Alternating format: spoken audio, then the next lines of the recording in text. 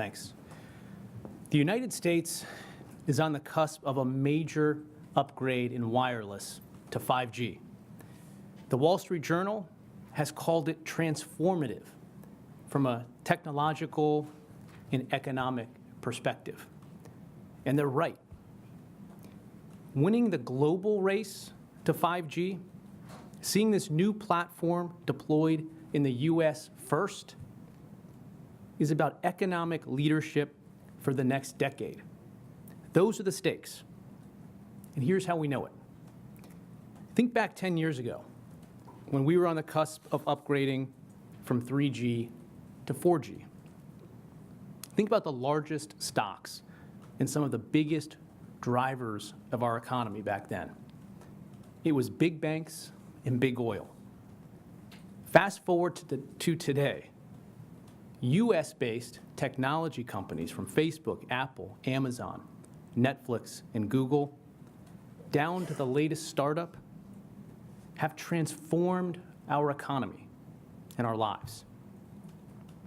Think about your own life. A decade ago, catching a ride across town involved calling a phone number, waiting 20 minutes for a cab to arrive, and paying rates that were inaccessible to many people. Today, we have Lyft, Uber, Via, and other options.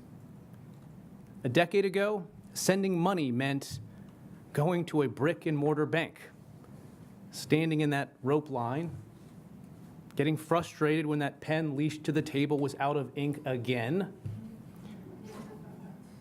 and ultimately conducting your transaction in person with a teller.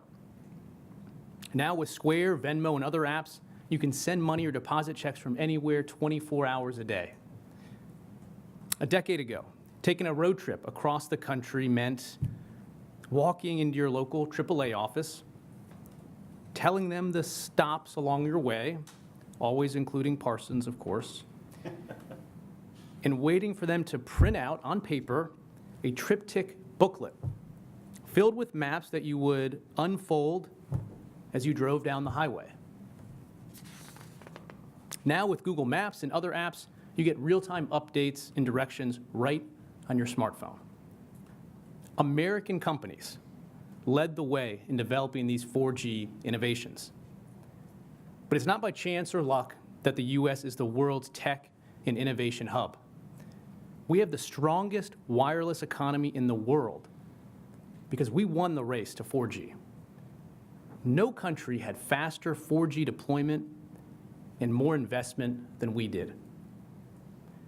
Winning the race to 4G added $100 billion to our GDP.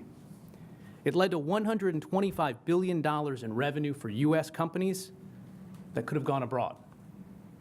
It grew wireless jobs in the US by 84%. And our world-leading 4G networks now support today's $950 billion app economy.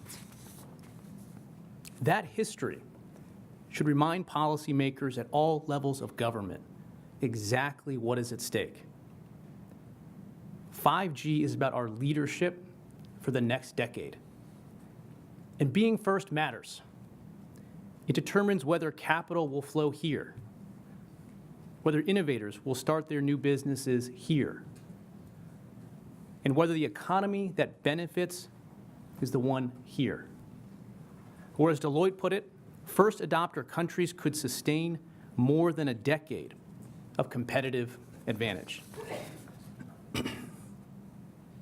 We're not the only country that wants to be first to 5G. One of our biggest competitors is China. They view 5G as a chance to flip the script. They want to lead the tech sector for the next decade. And they are moving aggressively to deploy the infrastructure needed for 5G. Since 2015, China has deployed 350,000 cell sites. We've built fewer than 30,000. Every day, China is deploying 460 cell sites. That's 12 times our pace. We have to be honest about this infrastructure challenge and show the courage to act. The time for empty statements about carrots and sticks is over. We need a concrete plan to close the gap with China and win the race to 5G. We take this challenge seriously at the FCC, and we're getting the government out of the way so that the private sector can invest and compete. In March, we held that small cells should be treated differently than large 200-foot towers, and we're already seeing results. That decision cut $1.5 billion in red tape, and one provider reports that it's now clearing small cells for construction at 6 times the pace as before that decision. So we're making progress in closing the infrastructure gap with China, but hurdles remain. We've heard from dozens of mayors, local officials, state lawmakers who get what 5G means. They understand the economic opportunity that comes with it. But they worry that the billions in investment needed to deploy these networks will be consumed by the high fees and long delays imposed by big, must-serve cities. They worry that without federal action, they may not see 5G. I'd like to read from a few of the many comments I received over the last few months. Dwayne Ankney is a retired coal miner from Montana, a member of the state legislature and chair of its Energy and Telecom Committee. He writes, "Where I see the problem is the most of the investment capital is spent in larger urban areas. This is primarily due to the high regulatory cost and the cost recovery that can be made in those areas. This leaves the rural areas out." Mary Wiseman, an Iowa commissioner, writes, "With 99 counties in Iowa, we understand the need to streamline the network build-out process so it's not just the big cities that get 5G, but also our small towns.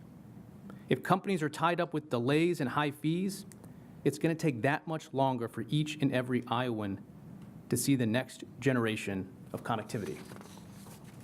Ashton Hayward, the mayor of Pensacola, Florida, writes, "Excessive and arbitrary fees result in nothing more than telecom providers being required to spend limited investment dollars on fees, as opposed to spending those limited resources on the type of high-speed infrastructure that is important to our community." And the entire Board of Commissioners from a more rural area in Michigan writes, "Smaller communities such as those located in St. Clair County would benefit by having the FCC reduce the costly and unnecessary fees that some larger communities place on small cells as a condition of deployment. These fees, wholly disproportionate to any cost, put communities like ours at an unfair disadvantage. By making small cell deployment less expensive, the FCC will send a clear message that all communities, regardless of size, should share in the benefits of this crucial new technology." They're right. When I think about success, when I think about winning the race to 5G, the finish line is not the moment we see next-gen deployments in New York or San Francisco. Success can only be achieved when all Americans, no matter where they live, have a fair shot at fast, affordable broadband. So today, we build on the smart infrastructure policies championed by local leaders. We ensure that no city is subsidizing 5G. We prevent excessive fees that would threaten 5G deployment, and we update our shot clocks to account for new small cell deployments. Now, on this last point, I want to thank Commissioner Rosenworcel for improving the new shot clocks with edits that protect municipalities from providers that would submit incomplete applications and provide localities with more time to adjust their operations to these new shot clocks. Her ideas improve this portion of the item. More broadly, our decision today has benefited from the diverse views expressed by a range of stakeholders. On the local government side, I met with mayors, city planners, and officials in their home communities and learned from their perspectives. They pushed back on the proposed deemed granted remedy, on regulations governing rents that they could charge for property outside of rights of way, and on limits to reasonable aesthetic reviews. They reminded me that they are the ones that get pulled aside at the grocery store when an unsightly small cell goes up. Their views carried the day on all of those points. And our approach respects the compromise reached in state legislatures around the country by not preempting nearly any of the provisions in the 20 state-level small cell bills. This is a balanced approach that will help speed the deployment of 5G. Right now, there's a cottage industry of consultants spurring lawsuits and disputes in courtrooms and city halls around the country over the scope of 253 and 332. That's the status quo. With this decision, we provide clear and updated guidance which will eliminate the uncertainty inspiring so much of that litigation. Some have also argued that we unduly limit local aesthetic review. But allowing reasonable aesthetic review, and thus only preventing unreasonable ones, does not strike me as a claim worth lodging. And some have asked whether this reform will make a real difference in speeding 5G deployment and closing the digital divide. The answer is yes.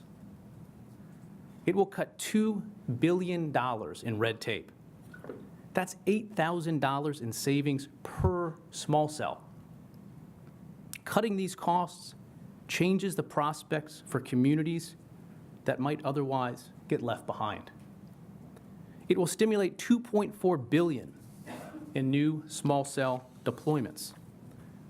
That will cover 1.8 million more homes and businesses without a penny in new taxes, and 97% of which are in rural and suburban communities. That is more broadband for more Americans. So in closing, I want to thank my colleagues for working to put these ideas in place. I want to thank Chairman Pai for his leadership in removing these regulatory barriers and putting all of these ideas on the table 17 months ago. And I want to recognize the exceptionally hardworking and usually highly caffeinated team at the FCC that helped lead this effort, including in the Wireless Bureau, Don Stockdale, Suzanne Tetreault, Garnet Hanley, Jonathan Campbell, Stacy Ferraro, Leon Jackler, Eli Johnson, Jonathan Lecter, Marcus Mayer, Betsy McIntyre, Daryl Pay, Jennifer Saulhouse, Jiming Sheng, and David Soretsky. I also want to thank the team in the Office of General Counsel, including Tom Johnson, Ashley Bazell, Bill Richardson, and Anjali Singh for their work on the item. It has my support.